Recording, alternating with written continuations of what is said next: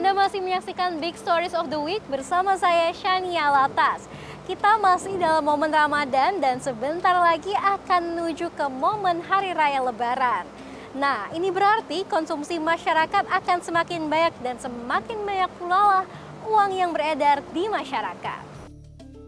Bisa dibayangkan ya banyaknya kebutuhan dan pengeluaran untuk momen Ramadan dan Lebaran di tahun ini. Tapi kira-kira berapa sih peningkatan jumlah uang yang beredar di masyarakat pada momen Ramadan dan Lebaran tahun 2024? Simak liputan selengkapnya dalam liputan berikut ini.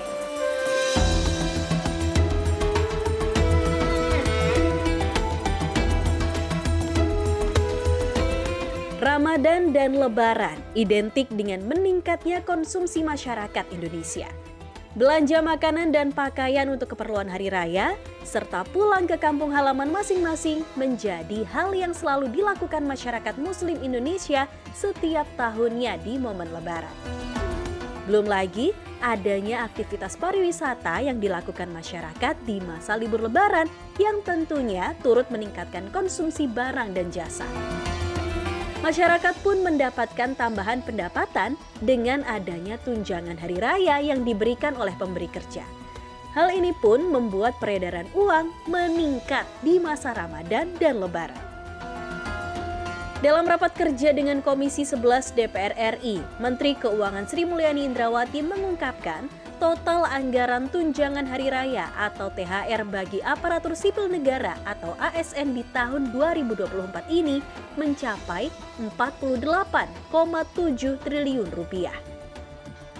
Bedanya dengan tahun lalu adalah bahwa untuk tahun ini untuk bayaran THR selain gaji pokok, tunjangan jabatan, tunjangan umum, tunjangan melekat, 100% tunjangan kinerja diberikan untuk ASN TNI Polri dan ASND, dan 100% kita tambahkan komponen yang baru adalah tunjangan profesi guru dan dosen, tunjangan kehormatan profesor, dan tambahan penghasilan guru. Ini yang ada di dalam THR 2024 yang berbeda dengan tahun sebelumnya. Sedangkan untuk pensiun dan penerima pensiun itu THR-nya adalah pensiun pokok, tunjangan keluarga, tunjangan pangan, dan tambahan penghasilan. Untuk pensiun ini 11,7 triliun anggaran dari APBN, untuk yang ASN TNI Polri pejabat itu 18 triliun ya dalam hal ini, dan untuk APBD yang berasal dari APBD untuk ASN daerah 19 triliun. Untuk ASN daerah dan TPG maupun tamsil guru ASN daerah. Angka 48,7 triliun rupiah tersebut baru dana THR untuk ASN dan belum memperhitungkan nilai tunjangan hari raya yang diperoleh karyawan swasta. Dengan demikian, tak heran jika uang yang beredar di masyarakat begitu melimpah di momen Ramadan dan Lebaran. Perputaran uang di bulan ini atau pada saat Ramadan dan Idul Fitri itu 25% dari total perputaran selama setahun. Jadi ini momentum yang sangat tepat.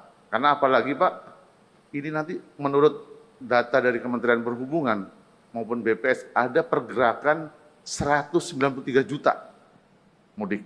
Jadi tentunya ini yang saya rasa harus kita antisipasi.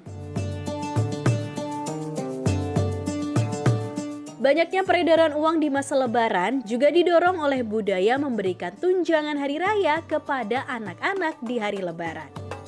Di momen Lebaran, biasanya orang dewasa menyediakan uang receh atau pecahan kecil untuk dibagikan kepada anak-anak yang berkunjung untuk bersilaturahmi atau yang biasa dikenal dengan sebutan budaya salam tempel.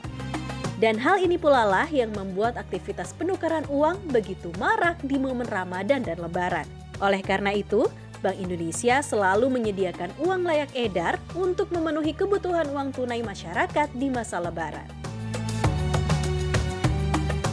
Di tahun 2024 ini, Bank Indonesia menyediakan uang layak edar senilai 197,6 triliun rupiah untuk persiapan kebutuhan uang tunai sepanjang Ramadan dan Idul Fitri 2024. Secara rinci, kebutuhan uang pada periode ini terdiri dari uang pecahan besar sebesar 172,8 triliun rupiah dan uang pecahan kecil sebesar 24,6 triliun rupiah. Nilai uang layak edar tersebut meningkat 4,65% dibandingkan tahun lalu yang sebesar 188,8 triliun rupiah.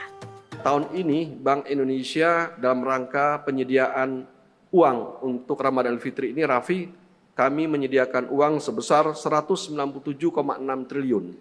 Ini meningkat 4,65%. Walaupun memang agak sedikit melambat karena memang kita sudah mempertimbangkan banyak hal. Kemudian tentunya yang paling berkonsentrasi penuh untuk penyediaan uang ini adalah di Jawa. Hampir 60% Pak Deputi Gubernur. Agar uang tunai tersebut dapat terdistribusikan hingga seluruh Indonesia, Bank Indonesia juga bekerja sama dengan perbankan menyediakan titik-titik layanan penukaran uang rupiah di seluruh wilayah Indonesia. Di tahun 2024 ini, ada 4.264 titik yang tersebar di kantor bank di seluruh Indonesia. Dan kami sudah melakukan komitmen dengan perbankan bahwa untuk kebutuhan perbankan insya Allah akan kami penuhi sesuai dengan kebutuhan perbankan sampai level daerah, dan nanti perbankan pun akan melakukan layanan penukaran kepada masyarakat dengan menyediakan sebanyak 4.264 kantor bank atau titik layanan kepada masyarakat. Karena itu tak heran jika momentum Ramadan dan Lebaran menjadi momen terdongkraknya perekonomian Indonesia, mengingat ekonomi Indonesia sebagian besar memang ditopang oleh konsumsi masyarakat. Di tahun 2023 saja, konsumsi rumah tangga menyumbang 53,18% dari pertumbuhan produk domestik bruto Indonesia. Ini adalah tradisi setiap tahun. Dan luar biasanya Pak, tradisi setiap tahun ini adalah meningkatkan aktivitas masyarakat dan konsumsi masyarakat.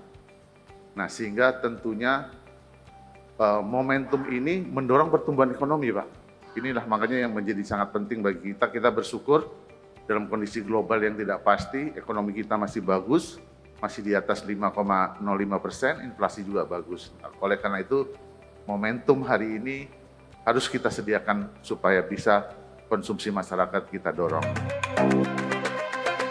Wah, ternyata memang sangat banyak sekali ya peredaran uang di masyarakat pada momen Ramadan dan Lebaran di tahun ini. Tapi ada yang perlu diwaspadai nih, yaitu peredaran uang palsu di masyarakat. Karena pada nyatanya memang banyak sekali. Tapi kira-kira masyarakat sudah tahu belum ya cara membedakan uang yang palsu dengan ciri-ciri uang yang asli?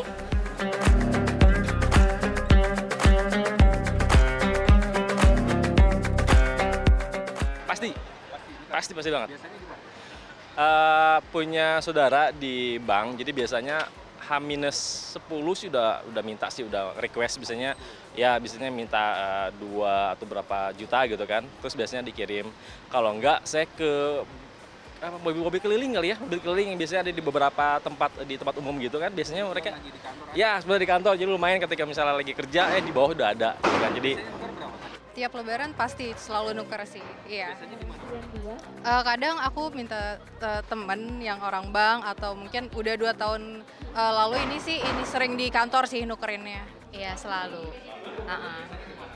Biasanya sih di kantor ada, cuman sekarang tuh kayak limited jadi masih kurang. Iya selalu. Biasanya sih dikoordinir sama sekre bagian masing-masing. Tapi tahun ini sepertinya nggak ada koordinir pembagian dari sekret. Jadi akhirnya kita tukar dari ini di BI, petugas BI. Iya, ada petugas BI yang datang.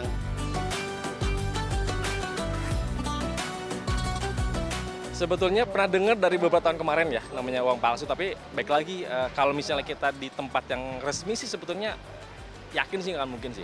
Kalau misalnya di tempat-tempat yang mungkin pinggir jalan gitu ya, tapi kita mungkin agak meragukan, bisa meragukan betul atau tidak. Tapi kalau misalnya kalau di tempat resmi sebetulnya kayaknya sih harusnya tidak sih. Sering banget dengar.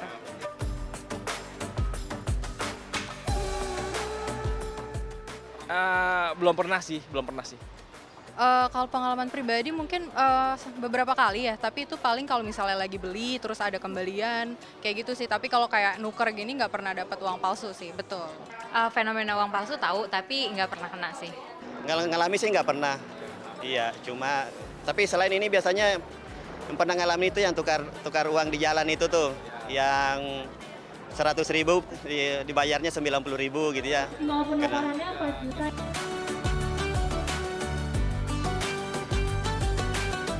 Biasa dari tekstur ya, kan ada 3M ya, di Raba, di Terawang, sama apa ya Gia? Tapi gini, kayak beberapa itu ada yang pernah kayak apa ya, kayak misalnya warna 2.000 tapi diwarnanya kayak 20.000 itu pernah melihat gitu kan. Tapi paling yang kita harus perhatiin adalah bener nggak sih angka dan tulisannya. Jangankan angkanya misalnya 20.000 tapi itu tulisnya cuma Rp2.000. Salah satu cara itu kalau misalnya. Tapi kalau misalnya buat yang lebih besar mungkin dengan cara diraba, bukan? Diraba lebih kasar kayaknya deh. Kalau licin kayaknya dia lebih tekstur ya. Kalau uang asli tuh biasanya nanti aku cek dulu di Raba, di Terawang gitu kan. Biasanya dari tekstur, terus warna itu juga kadang beda. Kalau yang palsu tuh kalau di Terawang dia nggak ada gambar pahlawannya, gitu sih biasanya. Iya, biasanya sih kalau dilihat itu ada, kalau asli kan ada apa tuh namanya, kayak ada di Terawang aja sih biasanya. Biasanya sih kalau untuk membedakannya paling di Terawang gitu ya. Di Terawang. Tapi kalau secara kasat mata kan ada garisnya itu di dalam tuh. Garisnya sama agak kasar gitu kalau yang palsu. Tapi kalau yang pakai alat lebih canggih tuh, yang alat di scan gini. Selanjutnya kami akan membahas terkait dengan ciri-ciri mata uang rupiah yang asli dan juga penjelasan dari Bank Indonesia sebagai lembaga yang mengeluarkan mata uang rupiah.